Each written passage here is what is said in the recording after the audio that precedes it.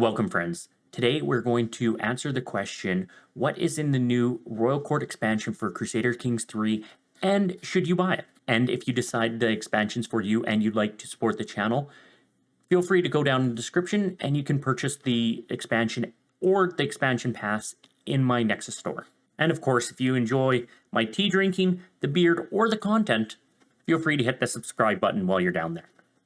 But the beard. That beard. And the first feature that we're going to cover, and the headline feature of the expansion, is that you will have a 3D representation of your court within the game. The aesthetics of your court will be based on your culture, so as you play through different cultures within the game, you will have a different look and feel to this court. And now that you have a 3D representation of your court within the game, you can start holding court. And of course, those pesky vassals, courtiers, subjects, and guests will all want your attention. Now, not all this attention will be bad.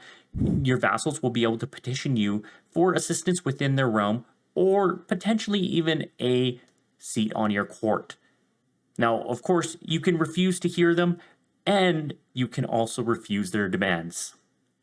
And of course, since they can petition you, you of course can petition your liege for assistance with your realm, or a council appointment of your own. But going to court, when your vassals are just looking for requests or demands, why would you hold court? Well, they may also want to pay homage to you. They can improve your opinion of them by maybe giving you some gold, a hook, or maybe some contract obligations. And of course, you can pay homage to your liege as well, and make him like you even more. But be careful while you visit his court. Things may not go the way that you want, and there may be some bullies back there that will give you an unfortunate nickname. And with the new court system, there will be new court-based events that will change some existing events, but also add a lot of new variety with new events coming to the game. Arguably, you can say that the next feature is as important as the new 3D courts, and that is the changes to the culture system. You will be able to guide and reform your culture as well as merge cultures together in a brand new revamp of the entire culture system. Upon merging two cultures, you will be able to select different traditions and aesthetics from those cultures and create a brand new culture. But if you don't have a culture you want to merge with, you can reform, add, or changing your traditions in your current culture. But it isn't going to be cheap.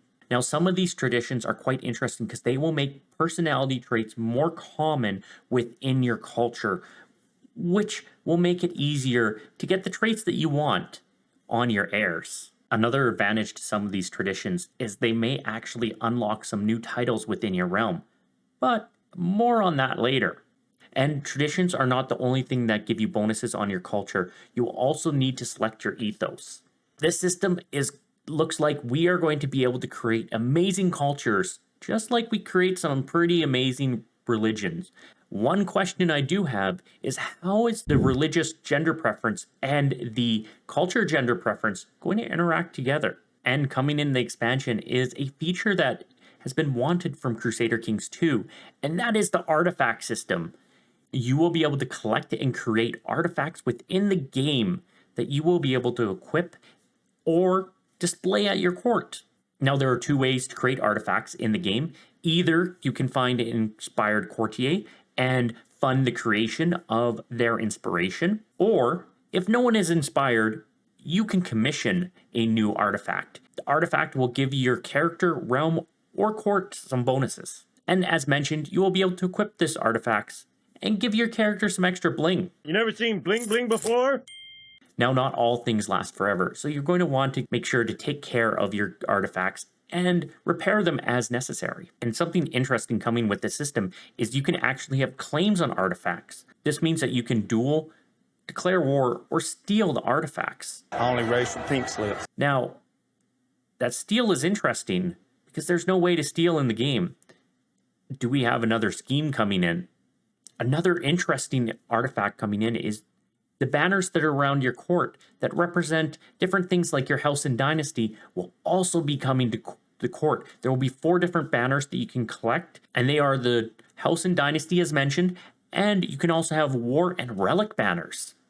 As mentioned earlier, another Crusader Kings 2 feature is coming to the game, and that is minor titles.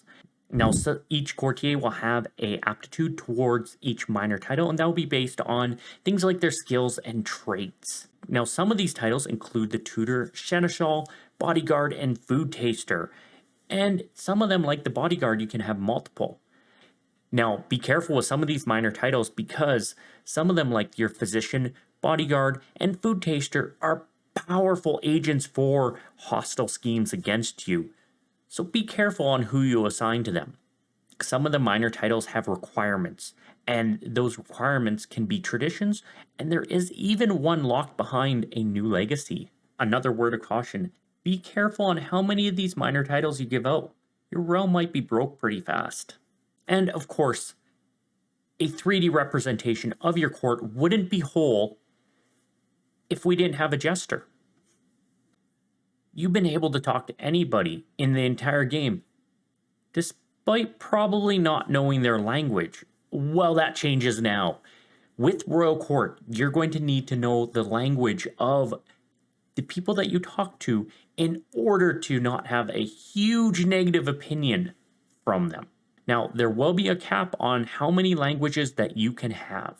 And how do you learn a new language? Well, you choose the target and you scheme against them.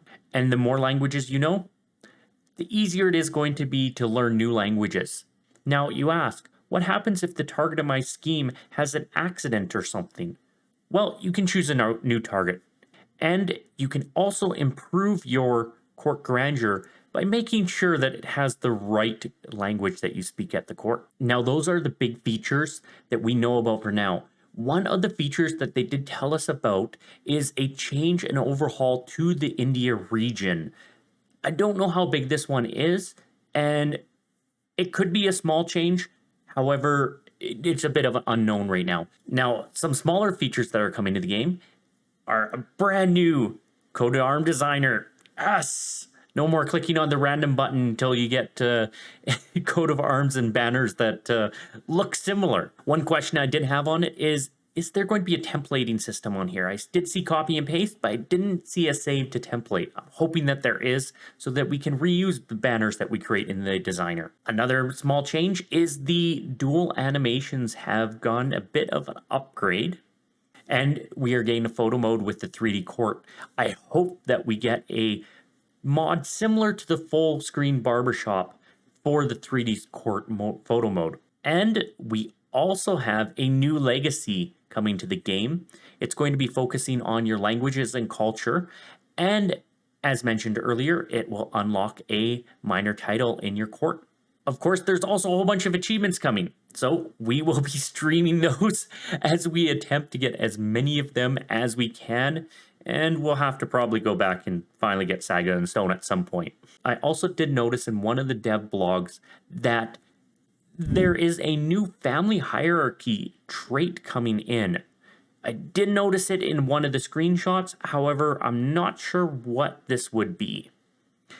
And there is also a bit of speculation going on that there is a map expansion coming in Africa because of the icon for one of the achievements.